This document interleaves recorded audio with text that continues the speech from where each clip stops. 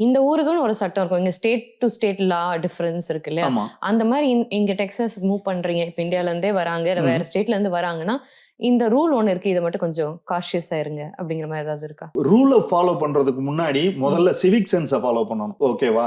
ஏன் அப்படின்னு சொன்னா, நம்ம இப்போ ஒரு வீட்டுக்குள்ள ஒருத்தரா இருக்கும்போது, இப்ப இந்த வீட்டுக்குள்ள நான் ஒரு தவறு பண்ணேன்னா அதை விக்டர் பண்ணிட்டாரு, என் வீட்டுக்காரர் பண்ணிட்டாரு, எங்க அப்பா பண்ணிட்டாரு, இவ்வளவுக்குள்ளே நின்றோம், என் மயம் பண்ணிட்டான் அப்படிங்கிற மாதிரியான ஒரு இதுக்குள்ள நின்றோம்.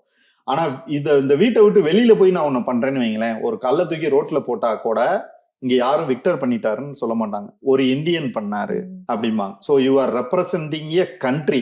ஸோ அப்ப சிவிக் சென்ஸ்னு ஒண்ணு இருக்கணும். அது எங்க இருக்கணும்? எங்க போயாவது லைன்ல நின்னா இருக்கணும், ரோட்ல கார் ஓட்டுனா நிக்கணும், ஒரு ரெஸ்டாரண்ட்ல போய் வெயிட்டிங்ல இருந்தா நிக்கணும், உள்ள ஆர்டர் பண்ற இடத்துல இருக்கணும். You are representing a country. உங்களுக்கு அது ஒரு மிகப்பெரிய மதிப்பு.